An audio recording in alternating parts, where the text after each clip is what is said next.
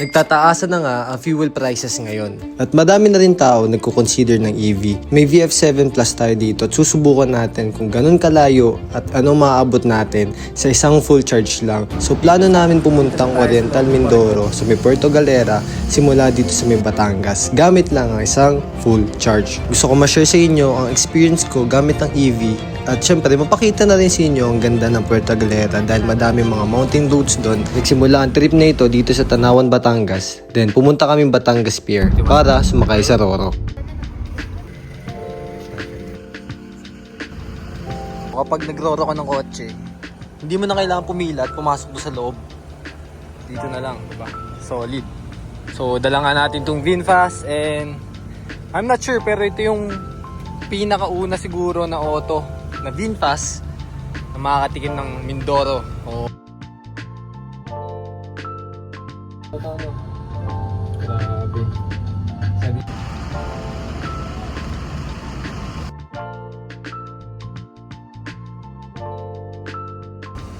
Ayun, bampila ng mga sakyan, sasakay. Excited ako. Sobrang pogi ni VinFast. And super safe lahat. All set, let's go.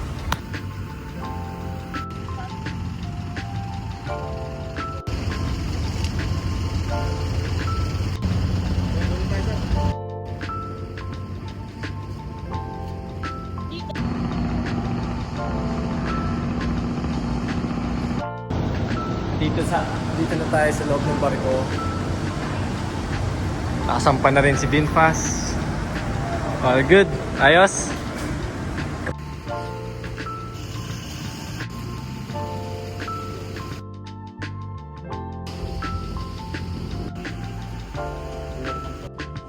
After almost 2 hours na biyahe, nakarating na rin tayo sa Oriental Mindoro.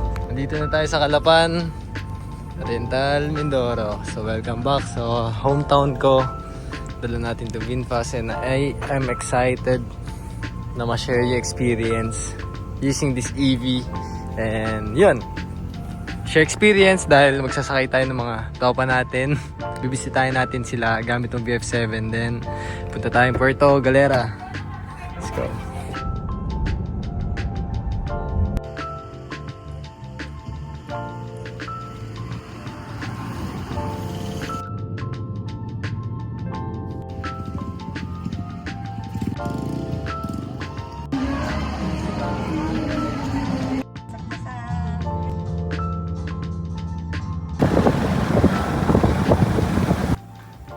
So guys, bago kami pumuntang Puerto Galera, yun nga, after neto na makarating kami dito sa Mindoro, pinuntahan ko lang at dinaanan namin tong dati namin bahay. Dito kami nakatira, childhood ko, dito na buo.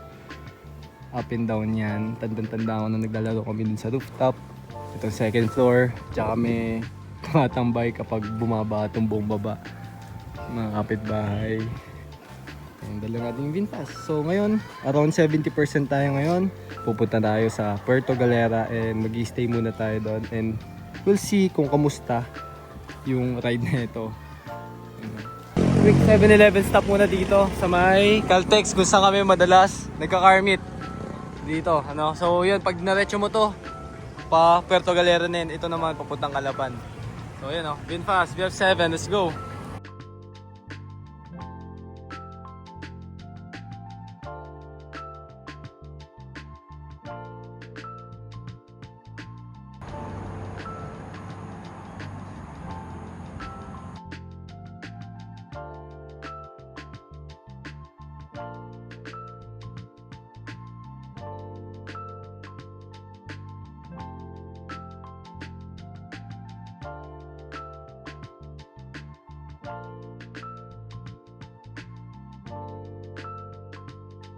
So nandito tayo ngayon sa waterfall. Sikat na sikat to. Bago ka makarating ng Puerto Galera, madadaanan mo to and ganda niya pa rin. Yan. Gilid niya, kalsada guys. Yung VinFast dala namin. Pinag ko muna din yung VinFast. You know.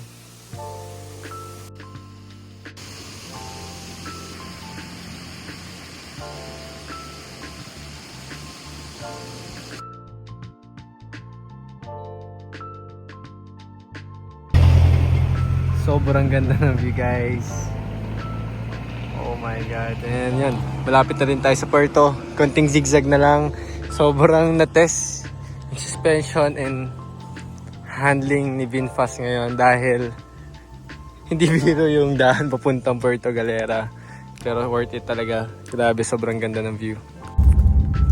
Kumusta diving day? Well, going near sa Puerto Galera, mountainous dito.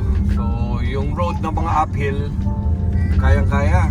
Very basic. And then yung mga downhill, at least nag-automatic engage yung ano niya, parang engine brake niya. So, very safe. Yung regenerative braking, so it helps. Regenerative braking. Ano ka na lang, hindi ka na masyado nagpepreno. Gas lang ng gas. Like here, Ay, hindi pala gas, accelerator.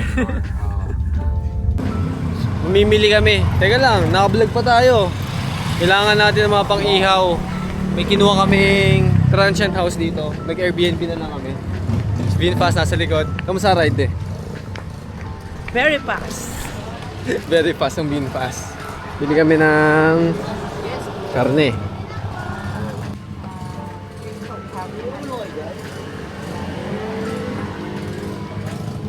Pangat to. Basic na basic kay VinFast. Parang 45 degrees to. Hindi matalik ka talaga.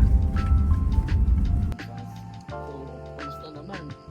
Okay na okay. Ang kulit. Kahit Puerto Galera ipisuntahan namin. Nandito kami sa medyo mataas na part ng Puerto. Pero at least Puerto pa rin. Pagbaba dyan, sa beach tayo. So siguro bukas na lang tayo magbe-beach. Dala pa rin natin si VinFast. So, kamusta naman? Okay na okay. Komportable kami. No bias to. Yun na reality. Wala namang issue binigay sa amin. Hindi naman kami sikip sa loob. Not bad. And ito yung place na mag-stay namin ngayon. Hello po. Damn, what a view. Let's go. Grabe, ang ganda ng view guys. Enjoy life. Yes sir. Dito kami mag-iihaw mamaya. Woohoo! Yes sir, ganda oh. Mga coconut trees, fresh air, and VinFast. Sarap umahon. Alam mo rin ito? EV. Okay. Fully Anong thoughts mo? Pa? Anong thoughts mo? Akala ko, nung unang tinignan ko, akala ko parang SUV, ano lang, gano'n. Yung ano lang. So, Pero pure nung EV umandar siya. na, sabi ko, ba't ganun? Ngayon kasi, sinusubukan natin na from Batangas to Puerto Galera kung kakayanin ba ng EV. Kasi wala pa siguro sumusubo. Kung meron man, hindi naman na-document. Kaya, dito ako. Okay, aesthetic niya. Yes. Bago siya sa mata. And Vietnamese made. 5-seater. 360 HP. 500 torque. Ang range niya, Ako niya, sir. basic. Basic. All-wheel drive, dual motor siya. Uy, ayos naman. Motor ka din dito. Ano yun? Aerox ba yun? Yan! Mamaya nakatutrito yan ha.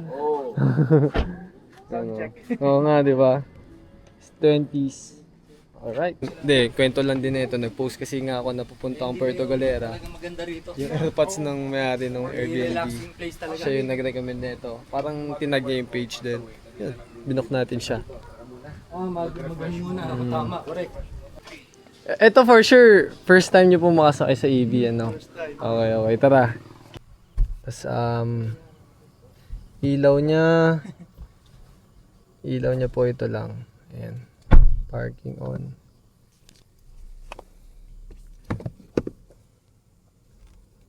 On ko na lang yung lights dito. Ito, dome light. Yan, naka-on na din. So, reverse. Yun lang. Then, meron siyang 360 camera. Ang galing. Hindi lang rear. So, 360 siya. And yan, na-under na tayo.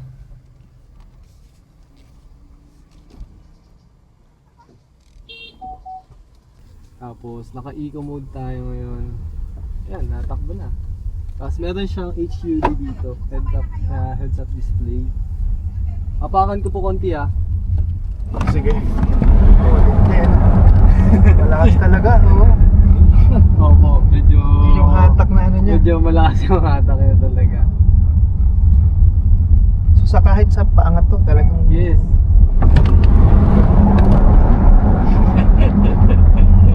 Bueno, no problem.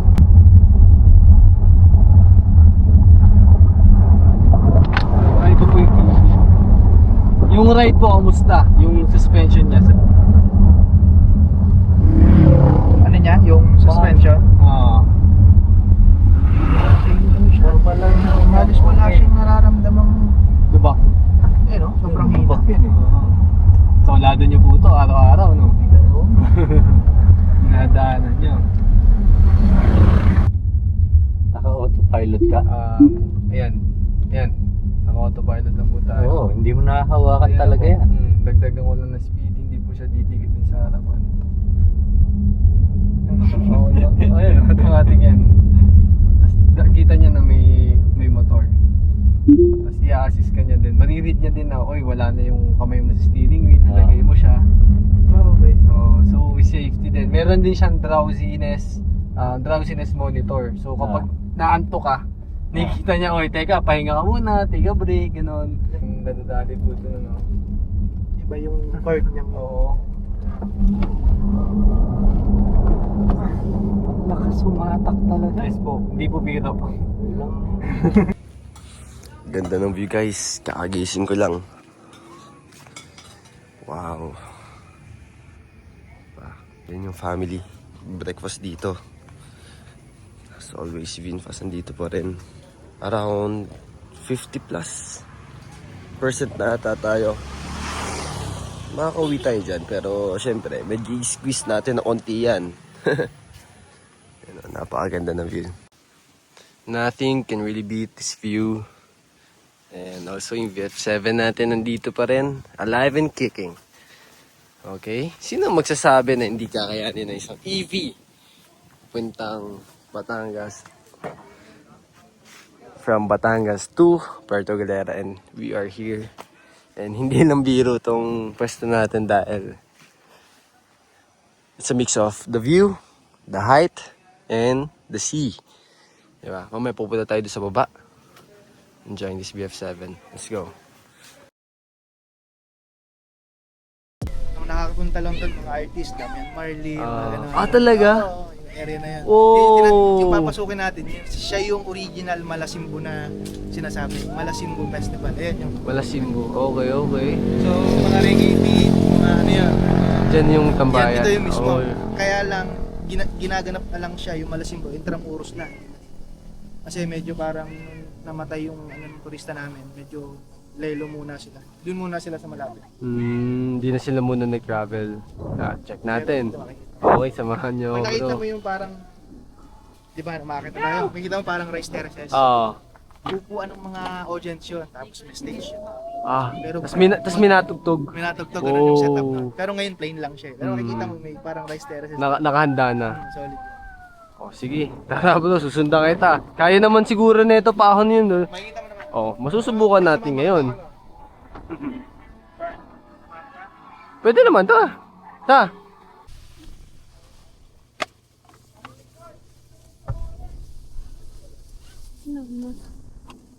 Oh, sa ano? Saan ka? Sasama ka na ba?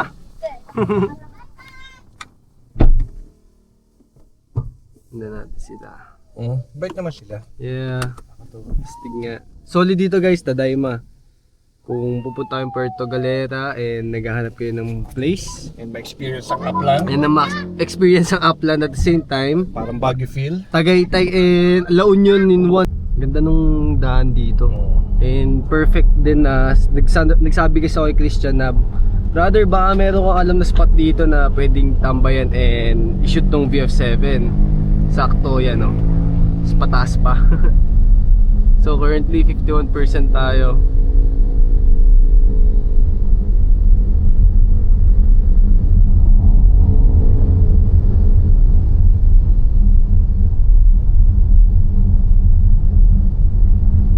Wow. Grabe no, uphill. Okay ba yung video? No problem.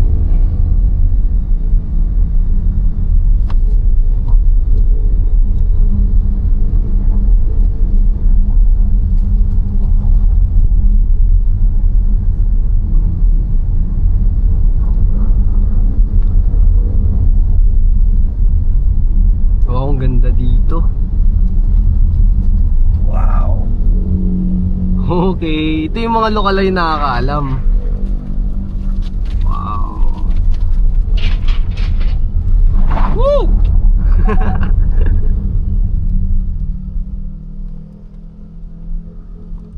Oh, cool. Okay.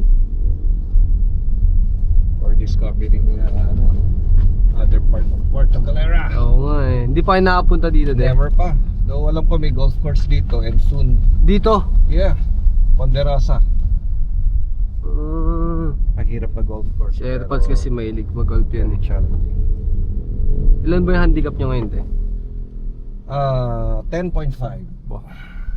Baba na din oh.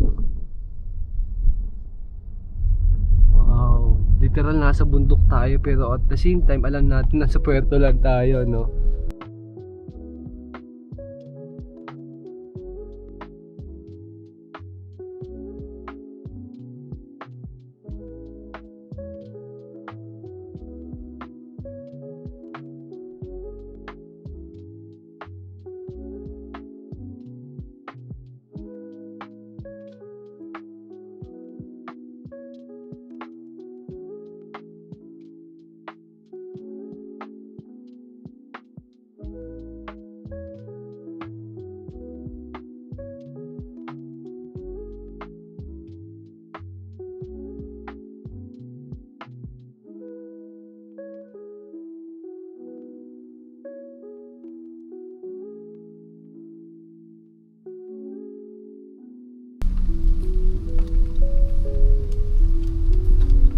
Wow.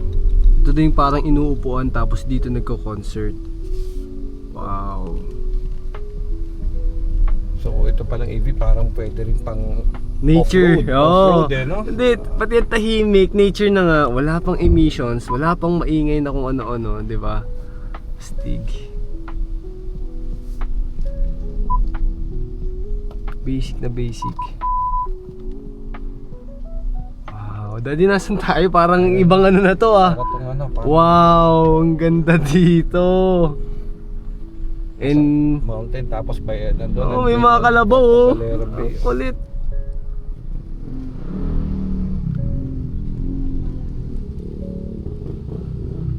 Yung kalabaw dito. Really? Bro, grabe, ang ganda dito. The best. Di mga side trip na biglaan lang, di ba? Yan. Tama yung kalabaw, lupit oh. Ay, tama raw to. Di ba? Yeah, oo, tama raw yan. Tama raw siya, hindi yan kalabaw, Yung tumaw guys. niya, ganun. Oo.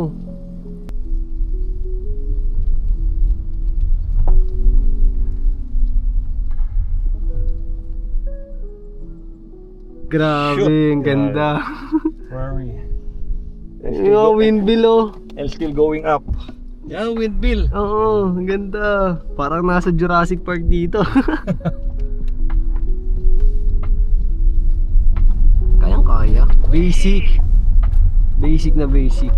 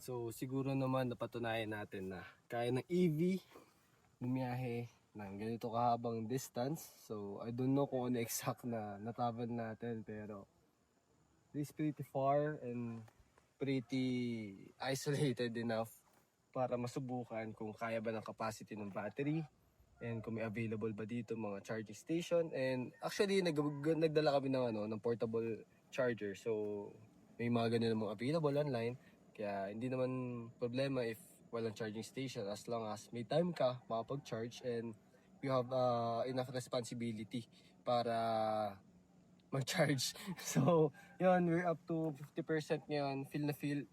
Feel ko abot naman tayo pabalik ng Batangas, and I'm just enjoying this view dito sa Villa, nalimutan ko yung pangalan, pero dito sa Puerto Galera, and happy ako dahil may mga nakilala tayo. Bagong taan na naman on the way, and the experience natin to EV overall, and yung VF7 dual motor, all-wheel drive, sleeper, crossover ng VinFast, diba? So, I don't know what to say. Sobrang ganda ng ride, 20s, yung tsura, the avant-garde design na meron siya, all the lights, all the features na meron siya, the tone, the color, yung parang wing na to, diba?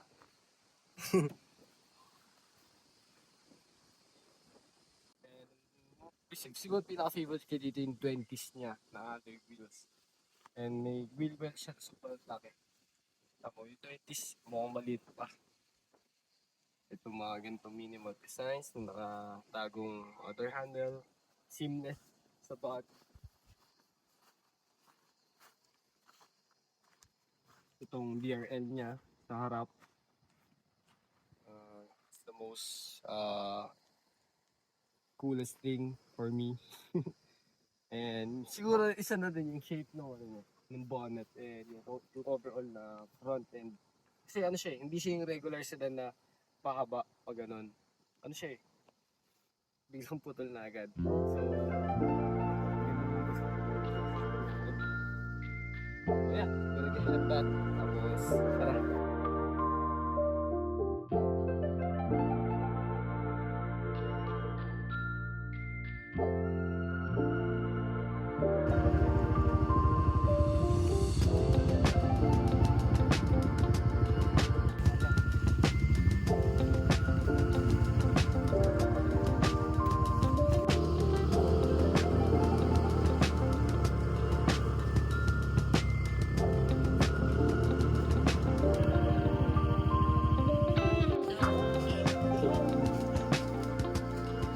Been here. So instead na mag-book kami dun sa may White Beach, sa main beach front ng Puerto Galera kung saan siya sikat, si VinFast. So kami sa may Aplaya, and we're gonna check this place out. Meron siyang beach front dito na maganda, and wala masyadong tao. So yun, kung pupunta kami Puerto, dito kami pumunta guys. So let us in.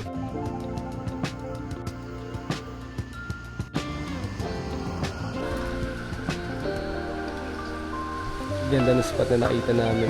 Tagun-tagu lang, walang tao masyado.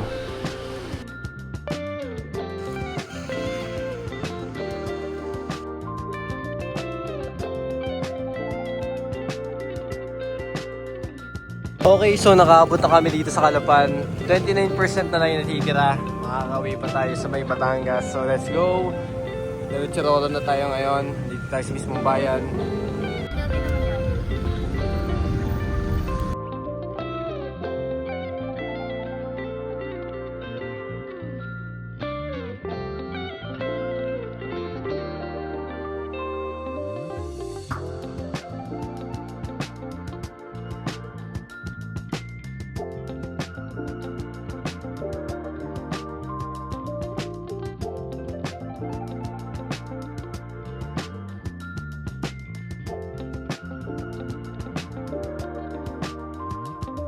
Okay, coincidence guys, kung saan kami sumakay papunta dito, yun din ang sasakyan namin pa uwi. Ayan.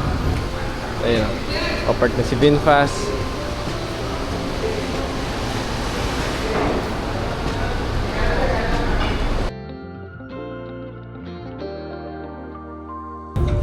Hanggang sa muli. Hanggang sa muli.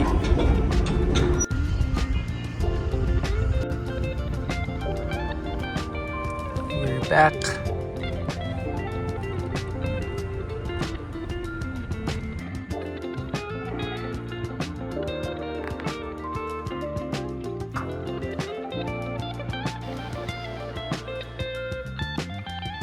Doon tatapos yung Puerto Galera trip natin.